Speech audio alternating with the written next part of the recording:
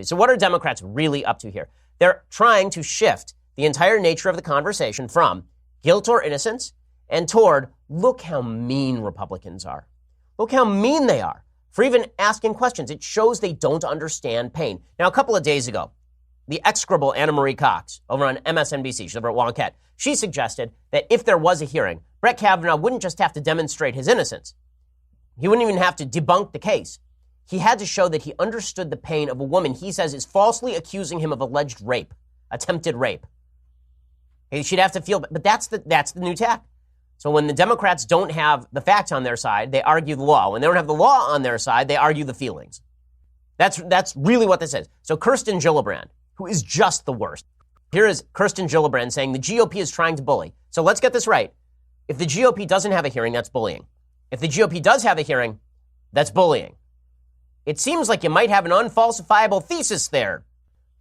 She has to show up so that we actually have some sort of questions that can be asked of this woman. Instead, what we're getting from the left is, how dare you? How dare you? We tell a story, either believe it or don't, but we're not giving you anything. We're not giving you anything. By this standard, it's not even worthwhile for the woman to have come forward. Dianne Feinstein should have just said, there's an anonymous allegation that Brett Kavanaugh sexually assaulted someone in his teens. We're not coming forward with who she is. We're not coming forward with any information about what happened. We're not talking about where, when, why, how, or who. We're not going to talk about any of those things, and you must respect our anonymous allegation. There's a reason that there's such a thing as due process of law when it comes to the criminal courts, and there should be at least a modicum of due process when it comes to the court of public opinion as well. Look, Dianne Feinstein, who started this whole charade by receiving this letter and then not saying anything about it for 6 weeks, waiting till after Kavanaugh's hearing, waiting till after all of her written questions, waiting till after all of her verbal questions to Kavanaugh, and then releasing that notice that she had this letter that was anonymous information from an anonymous individual. Even Dianne Feinstein is now saying, I can't say everything is truthful. Well, if you can't say everything is truthful, then what the hell are we doing this for? If you can't say that you believe the accuser, then what are we doing this for? And on what basis you believe the accuser? And what you think the process should be going forward? And no, it doesn't help to just say, throw it to the FBI. I accuse Dianne Feinstein of eating small babies. You ask me what my evidence is? I don't have to show you my evidence that she eats small babies. All I can say is I know that in the back room, Dianne Feinstein takes small children, carves them up into little bits, eats their spleen, liver, and appendix, and then proceeds to boil their legs and eat them too. And if you ask me what basis I have for such allegations, all I can say is, let's let the FBI look into it. Let's let the FBI check it out. You don't have the right to ask me those sorts of questions. And if you ask me those sorts of questions, it's because you don't care about babies being eaten in the back room by old senators. You don't care about any of that stuff. You know how I know? Because you're asking me questions. If you did care, you would just finish Dianne Feinstein's career. This is really disgusting stuff. This looks like a political hit. Again, maybe the lady's telling the truth. She is not providing any evidence that she's telling the truth. Like, none. I mean, the media demagoguery on this issue is just absurd. It's absurd. You're seeing purportedly objective news reporters say the most ridiculous crap I have ever seen about any allegations of any sort. It really is like fully insane stuff. Right? Terry Moran was tweeting at me this morning. He's the chief foreign correspondent for ABC. I tweeted out, the point is not that we should disbelieve all women. We should give women the presumption of truth, but then we should ask for supporting details and evidence if we actually give a good damn about due process or truth itself. And Terry Moran tweeted back at me, agreed. One way witnesses are discredited at trial is through evidence they have fabricated before. People don't just decide at 51 years old to tell a giant public lie. Evidence of prior fabrication in a witness's life is important. So is its absence, not dispositive, but probative. So in other words, she hasn't said anything, so we should believe her. That's what he's actually saying there, right? What he's saying is, you haven't provided any evidence that she fabricated this, so we should believe it. That shifts the entire burden of proof to Brett Kavanaugh to disprove an allegation that is so vague we don't know when or where it happened. This is how the media are treating this. There are now 2 different people who went to school with this accuser who have suggested that she's telling the truth. But then under questioning, it turns out they don't know anything about Brett Kavanaugh. So one of them is named Gary. And here's what she had to say. She was on CNN. She's a former friend and ex-classmate of Kavanaugh's accuser. So she's featured on CNN as a source who would know. Watch how this goes. You know, one of the things that's been surprising to me as I've gotten involved in this in the last couple of days is how many women of my class have come forward to me in this the last few days and said, I had similar experiences in high school, and this hits me very deeply. And it's very not with Brett Kavanaugh, but with not other with Brett boys. Kavanaugh, but with other boys in our community. What the actual F?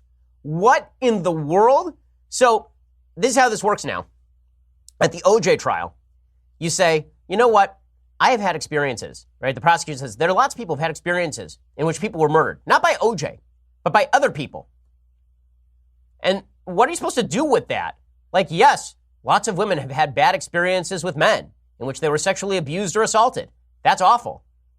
What does that have to do with Brett Kavanaugh? This is the social justice left at its finest. What social justice is, this is why social justice is evil. Social justice is actually evil because social justice implies that individual justice is not enough. Justice does not need a modifier. Justice is about guilt or innocence. Justice is about true or false.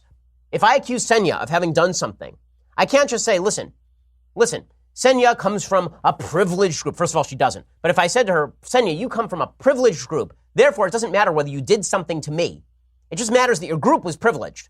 And therefore, if anybody of your group ever victimized anybody of my group, therefore you must have victimized me. It doesn't matter if you're guilty or innocent. Right, let's say that I accuse somebody from Germany of doing something to me. And there's no evidence it happened. But I said, you know what? Back in the day, all of my grandparents' relatives were slaughtered in Europe by your grandparents. All of them. Therefore, you raped me.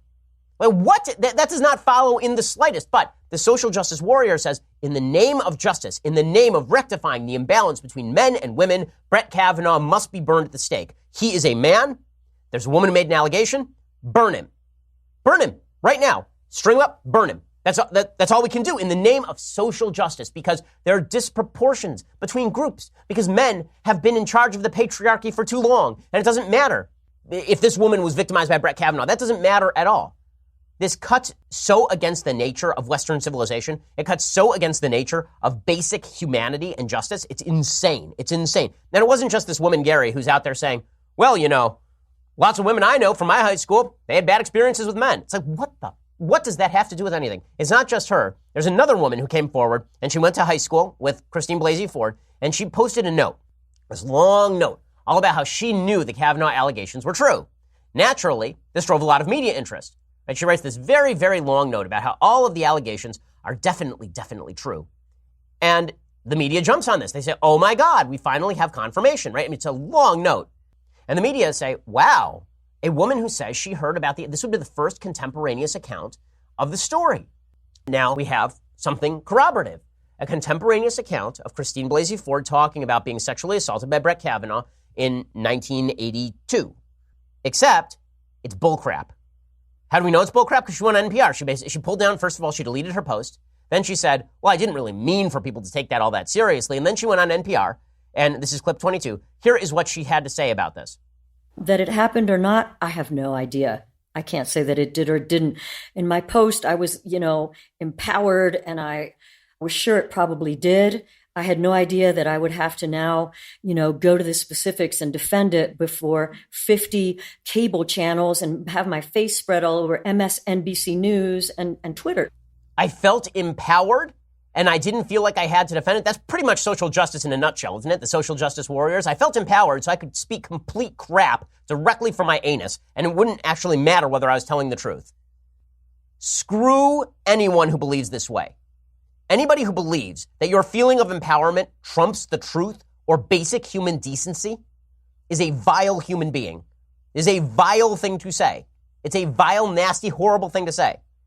And it gets even more vile and more horrible. I mean, it's the worst smear I've ever seen. If they've got no more evidence than this, it's the worst smear I have ever seen in my life. I mean that bar none. That includes the stuff Democrats said about Romney, about him trying to put people back in chains. That includes the crap that Democrats said about John McCain not being able to use a computer because his hands were actually wounded in Vietnam. It includes everything. To take an accusation that has no verifying detail and then say, you know what, we don't need verifying detail because it makes us feel empowered. You go straight to hell because you will. I mean, this is a hell-going kind of thing. I mean, this is a sin of egregious proportions. All of this boils down to just a couple of words. 3, really. Women are victims. That's it. That's the only pitch Democrats have to make here because they can't make a true or false pitch. They won't even put this lady in front of a hearing, even behind closed doors. They won't have her talk with senators. They won't provide any supporting evidence, nothing. And we're supposed to buy that. We're supposed to sit here and pretend that that's okay? That it's okay to destroy America's unity on the basis of allegations that have no verifiability without any questions being asked, and then if you ask a question, it means you're a sexist? Honestly, if you believe that's what America is all about, you do not understand what America is all about. Due process of law is probably the most key element of the Constitution of the United States, and now the Democrats who have proved they don't like the First or the Second Amendments have determined that they don't actually like the Fifth Amendment either. They don't like due process of law. It's something that has to go completely by the wayside. What absolute insanity. What absolute insanity. And of course, this is all electoral politics. We know this is all electoral politics. This is a delaying tactic. Democrats are hoping that this whole thing drags all the way through the election. All they have to do is drag this sucker out another 6 weeks. If they can drag it past the election, they're hoping desperately that Democrats clean up in the election. There's about a 1 in 3 chance that they actually win the Senate back. Let's say they win the Senate back, and then they just stifle Kavanaugh's nomination in the same way Republicans stifled Merrick Garland's nomination. They could do that. And that's their great hope here. That's what they're doing.